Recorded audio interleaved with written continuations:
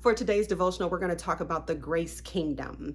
And our scriptures come from Ephesians chapter 2, verses 8 and 9. But in order to understand the context of what Paul is saying, we really need to start at verse 1. For the sake of time, I'm not going to read all of that, but I'm going to give you a synopsis. So basically, what Paul is telling us is that we were all dead in our transgressions. We all were filled with sinful desires, and we used to give into the desires of our flesh. And that basically, because of that, we were all deserving of God's wrath. But because God is so rich in mercy, he sent Jesus to bear all of those sins for us, to take on the wrath that's associated with sin. So now we get to verse 8. For it is by grace you have been saved through faith, and this is not of yourselves. It is the gift of God, not by works, so that no one can boast.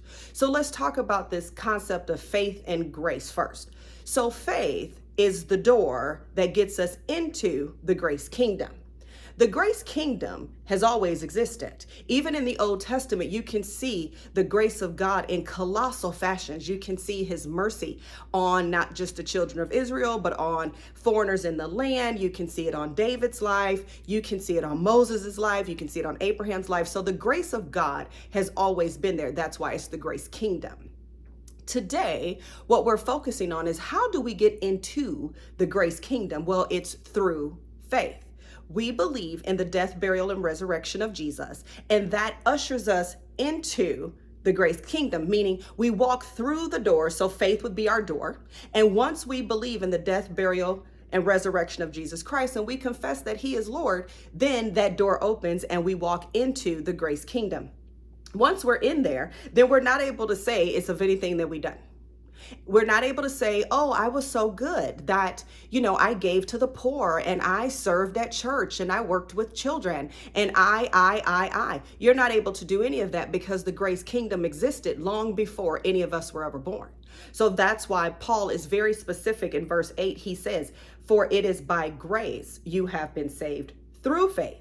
And this is not from yourselves. It is a gift of God. We want to embrace that gift of grace. We really want to every day decide that we're going to wake up and thank God for his grace. It was his grace that allowed us to sleep peacefully. It was his grace that allowed us to take in breath. It was his grace that allows us to have our faculties functioning and for us to be able to engage with others, go to our jobs, have a home. Every single aspect of our lives belongs to every single aspect of our lives is because of the grace of God. Verse 9, not by works so that no one can boast. We'll never be able to say that I did enough of anything because enough is really an amorphous term. What is enough? What is it? If you look in the Old Testament, in the book of Leviticus, there's over 600 laws. Like, for real? Who can do that? Who can keep all 600 laws in their purest form? So that's what God is showing us through the Apostle Paul, explaining why grace is so prevalent and relevant in our lives and why we can never, ever earn it. And we shouldn't even try to earn it. We should rather choose to just open our hands and thank God for this wonderful gift of grace and then walk out that gift every day in our lives. And we do that through thanksgiving.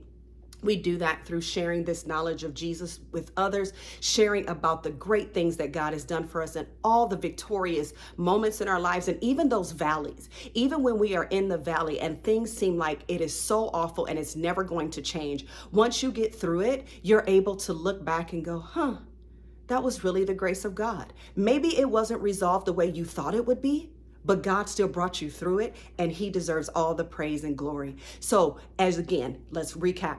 Think about faith. Your faith in what Jesus did for you on the cross is the door that opens, and then you walk into that gift called the Grace Kingdom. Thank you so much for joining us for our devotional today here at Sun Valley. We're always honored when you log in, and we'll see you next time.